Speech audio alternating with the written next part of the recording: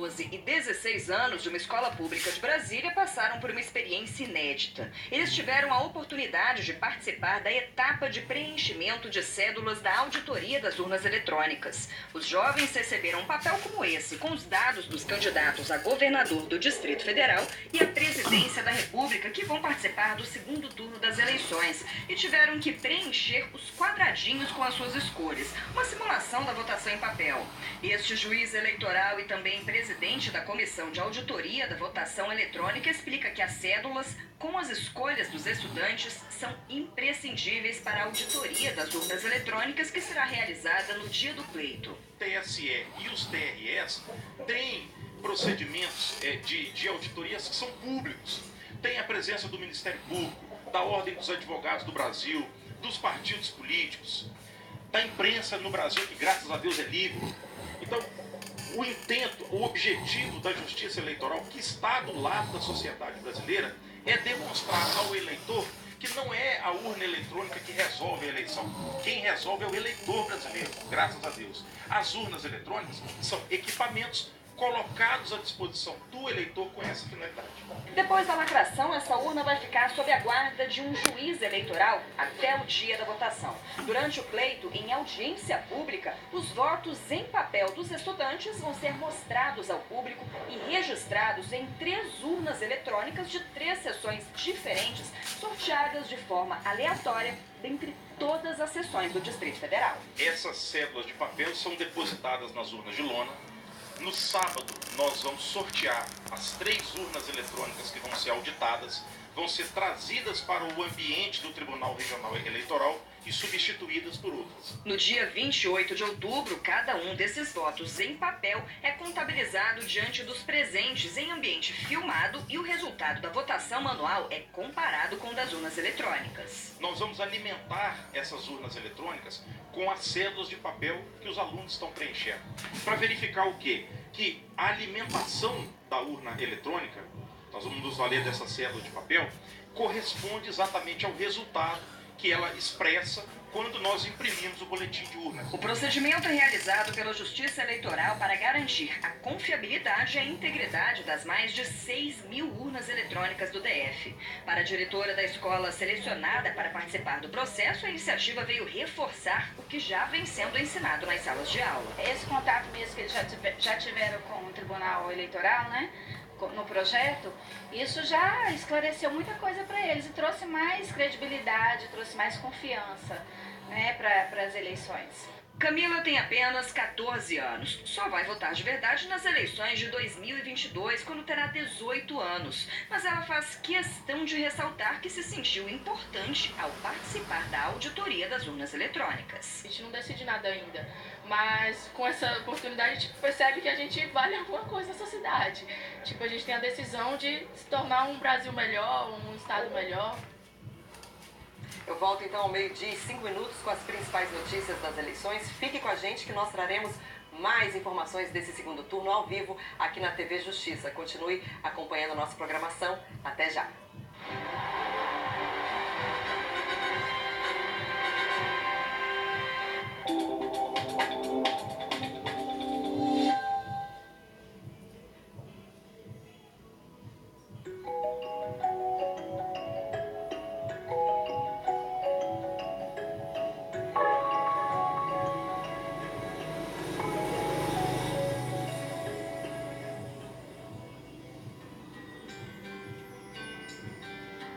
O mercado de alimentos e produtos orgânicos não para de crescer.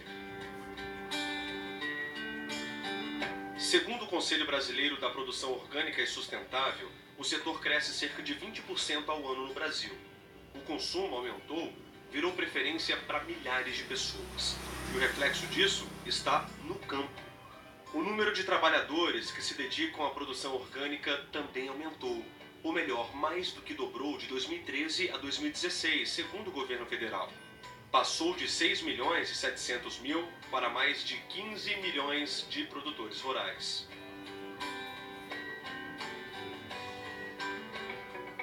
Imagine agora um supermercado 100% orgânico. São Paulo saiu na frente com essa iniciativa. É o primeiro estabelecimento do Brasil que só tem produtos naturais livres de qualquer substância química. A ideia veio da Naíla, depois que o filho pequeno fez um alerta. Um dia meu filho falou assim: mamãe, não vou mais comer sua comida porque ela tá envenenada. E aí foi um baque pra gente, porque precisamos, né, nos virar, e aí não achava.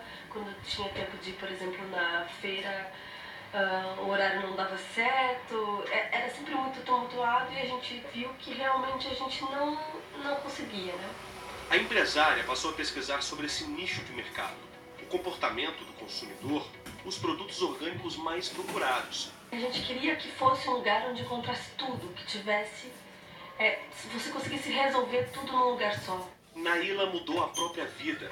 Melhor ainda, ela mexeu com a rotina alimentar de outras centenas de famílias. O mercado oferece uma imensa variedade de produtos naturais, sem açúcar, sem glúten ou veganos. As frutas e verduras são certificadas pelo Ministério da Agricultura. Uma volta rápida, você também encontra cosméticos, perfumaria, roupas feitas só de algodão orgânico. São 500 metros quadrados com mais de 1000 opções de produtos. Eu acho que o meio ambiente está precisando disso, a nossa sociedade está precisando dessa forma de negócio, de ser uma coisa por filosofia, né, por sentido de vida. De São Paulo para Brasília, na área central da capital federal, encontramos o mercadinho da Renata. Diferente da loja paulista, aqui não tem apenas produtos e alimentos orgânicos, mas não falta opção de alimentos. A loja hoje a gente tem mais de 2.500 itens, isso que a gente deu uma reduzida no nosso mix de produtos para poder também dar uma focada, porque a gente não consegue também escoar tudo isso, então a gente precisou dar uma reduzida. Mas a gente procura fazer com que as pessoas tenham as alternativas. Então hoje a gente tem perfis de clientes que eles procuram além da alimentação. Eles querem ter a preocupação com o que eles passam na pele, no cabelo. Então a gente tem desde hidratantes, sabonetes, pasta de dente, isso numa pegada mais biodegradável, algumas com uma opção de mais produtos orgânicos, insumos orgânicos em cada um desses produtos. Renata afirma, a procura por esses produtos tem aumentado a cada ano, por diferentes motivos. Uma delas é a questão de alergia aos produtos a petrolatos, petroquímicos em geral. Então isso vem mostrando às pessoas que não necessariamente porque o meu cabelo ficou bonito, eu tenho uma qualidade no produto. E aí acaba que as pessoas procuram alternativas, por exemplo, de shampoo, de rena para cabelo, isso falando mais da parte de cosméticos, no caso das mulheres, né? Então elas começaram a ver que elas precisam investir na saúde também. Não adianta só eu pensar no que eu coloco para dentro no sentido da alimentação. Tem a onda do alumínio, então desodorante sem alumínio. Então se eu estou atrás de um desodorante sem alumínio, multiétnica, de uma sociedade complexa como a sociedade brasileira. Então, não dá pra gente querer que numa sociedade complexa e plural como a sociedade brasileira, nós tivéssemos uma Constituição também homogênea. A Constituição é heterogênea, a Constituição é, às vezes, até contraditória, porque o brasileiro é contraditório, porque a sociedade brasileira é contraditória, é desigual, muitas vezes tem conflitos insolúveis também. Então isso não é necessariamente um problema. Não, isso não é necessariamente um problema. A gente dá para dizer que isso é uma característica. É orgânico, é inevitável e nenhuma Constituição brasileira que durou muito tempo conseguiu fugir disso. Porque nenhuma Constituição vai conseguir fugir da sociedade que ela está. E a gente pode dizer que a Constituição hoje, ela é exatamente como foi imaginada há 30 anos? Não, definitivamente não é. Em vários aspectos, o Brasil hoje realizou uma parte do projeto que o Constituinte desejava. Por exemplo? É o caso da saúde e da educação, que ainda estão muito longe do que qualquer brasileiro deseja, mas já estão anos-luz à frente do que o Brasil era na década de 80. A dinâmica da política atual, ela tem raízes na nossa Constituição? Sem dúvida alguma. Todo o sistema político atual, ele nasceu na Constituinte, ou ele se consolidou na própria Constituinte. Você pode ver, os grandes partidos políticos de hoje são partidos que atuaram fortemente na Constituinte, ou que até surgiram. É claro que a gente teve várias mudanças de lá para cá, mas foram mudanças mais pontuais. Em geral, a estrutura mesmo do sistema político partidário de 88 para cá ainda é basicamente a mesma. E foi ela que engendrou todo esse sistema político. Com relação ao papel do TCU, houve uma mudança com a nova Constituição? A Constituição ela não só deu mais garantias de independência e de autonomia para o TCU, mas principalmente ela deu mais atribuições, ela deu um papel mais ativo para o TCU. Ela trouxe para o Tribunal de Contas da União um poder de julgar contas maior do que havia. Ela trouxe, por exemplo, o poder do TCU de expedir medidas cautelares, de fiscalizar contratos administrativos, fazer auditorias de uma forma que não houve em nenhuma outra Constituição com essa tenacidade, com esse poder. Então, realmente, para algumas instituições, a Constituição é um divisor de águas. Para o Poder Legislativo, para as comissões parlamentares de inquérito, para o Ministério Público, que ganhou autonomia, e sem dúvida alguma também para o presidente, que passou um protagonismo muito maior do que teve em qualquer outra Constituição brasileira. Você sente que a sociedade ela conhece melhor a Constituição? Nenhuma sociedade ela é politicamente madura se ela não conhece a Constituição. O próprio cidadão, ele tem que se sensibilizar.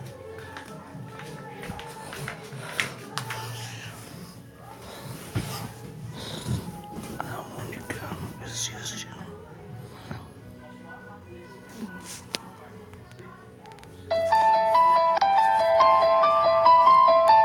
Debate.